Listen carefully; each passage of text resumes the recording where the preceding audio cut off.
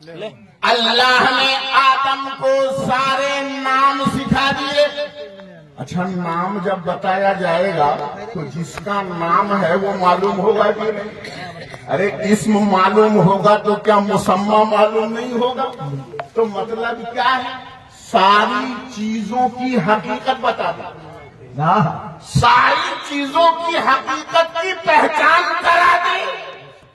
तफसीर की किताबों में ये आया है कि मामूली सा चमचा, छोटा सा चमचा, एक मिसाल दी है, और मामूली जो इंसान हवा खारिज करता है।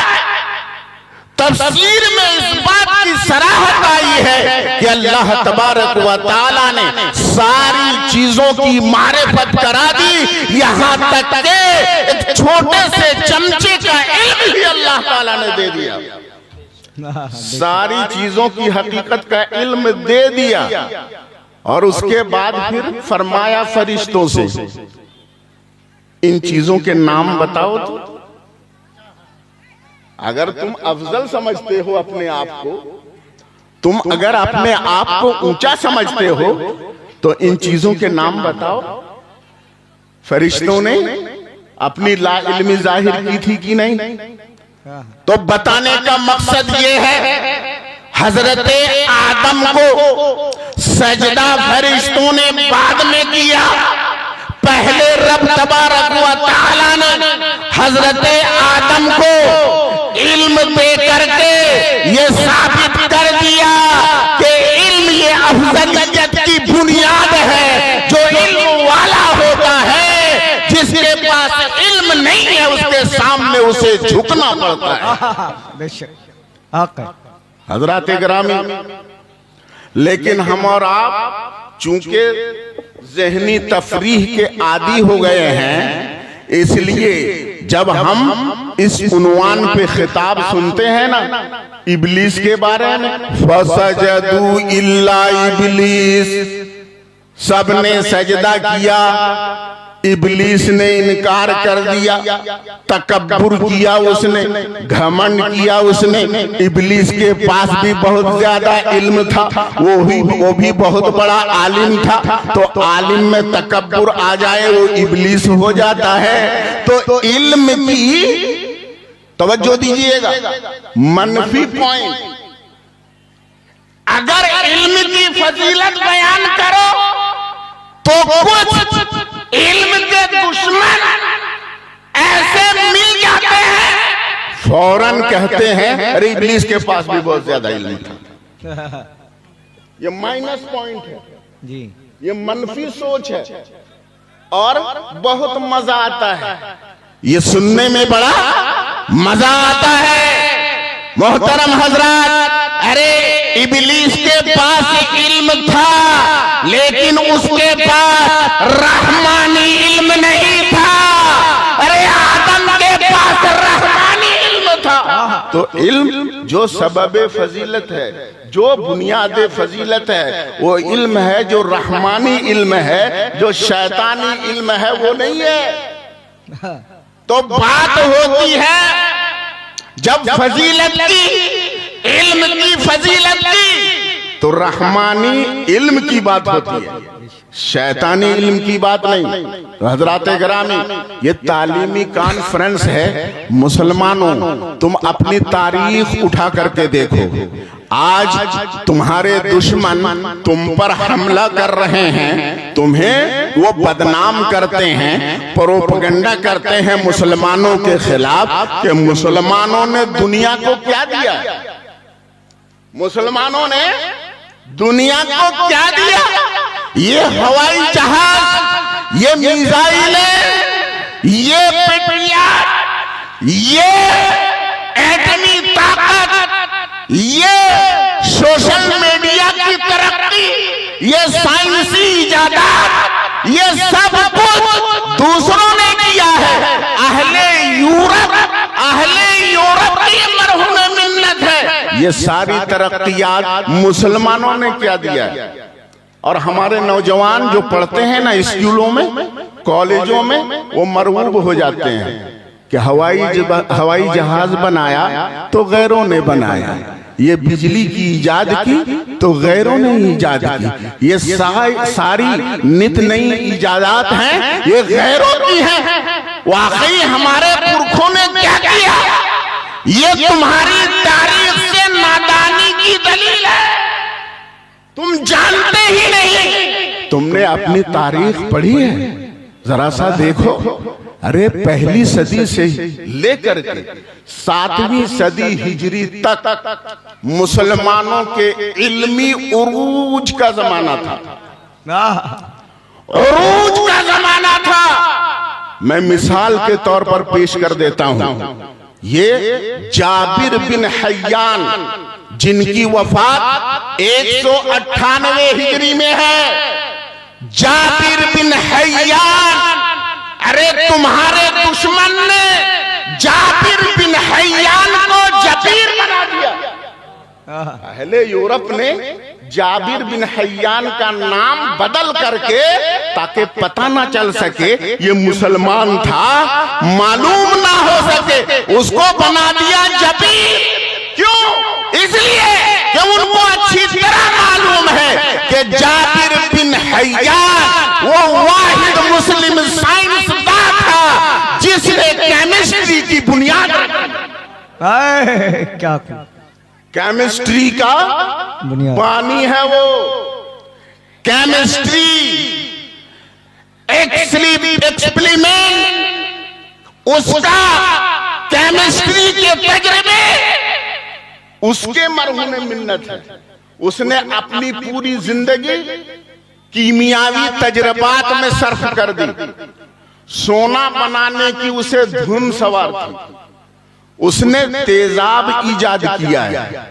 ये कीमिया जितने हैं ना, अबे जो सोना है, सोने को जो पिघलाया जाता है, उसका केमिकल इजाद करने वाला जाबिर बिन हय्यान। तो केमिस्ट्री का बानी जाबिर बिन हय्यान। और देखो, और दूसरे और कितने मुस्लिम साइंसदान गुजरे हैं। ये जो तिब है ना, ये जो फिजिक्स डिपार्टमेंट है, इसमें बहुत से शोबे हो गए हैं। जूलॉजी है, बायोलॉजी है ना, ये सब है कि नहीं है? तो तबीयत में जितने शोबे हैं, इन शोबों को किसने बनाया है? तबीयत की दर्जा बंदी, फिजिक्स की दर्जा बंदी किसने की है? ये किया है किसने? अबू बकर ज़करिया राजी ने। ये फिजिक्स का सबसे बड़ा माहिर था, सबसे पहला आला जो आसमान में उड़ने वाला। आज जो हवाई जहाज है ना, ये मिसाल है, ये नकल है। सबसे पहले मुस्लिम साइंसदान ने आसमान में उड़ने वाला आला पैदा किया है, उसने इजाद किया है। ये उस्तुरलाब किसकी इजाद है? ये मुसलमान साइंसदानों की इजाद है। समझ रहे हो ना? ये जो दवाइयां हैं ना, दवाइयों में एक अमल होता है, अमल तबखीर, कि उसके कसीफ अज्जा को निकाल दिया जाता है और उसमें जो लतीफ जुज होता है उसको कशीद किया जाता है, उसको लिया जाता है।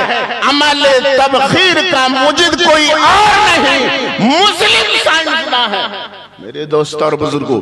लेकिन हमारे नौजवानों को ये बताया नहीं जाता है और उन्हें अपनी तारीख समझने और पढ़ने की फुर्सत ही नहीं है। वो मरगूबियत के शिकार हो जाते हैं। हजरात गिरामी, तो तुम्हारी तारीख तुम उठा करके देखो, इल्म इजादात के मामले में तुम्हारी तारीख कितनी ज्यादा रोशन है। मुसलमानों, अपनी गुमशुदा दौलत को तलाश करो। अल हिकमतु गल्लतुल मुमिन हैसु वजदहा फहुवा अहक्कु बिहा। सुनो, ये गुमशुदा दौलत है तुम्हारी, ये हिकमत जो तुमने गुम कर दी है, ये दौलत जहां भी मिल जाए, इस हिकमत को हासिल करने की कोशिश करो। तुम ही इसके सबसे ज्यादा हकदार हो।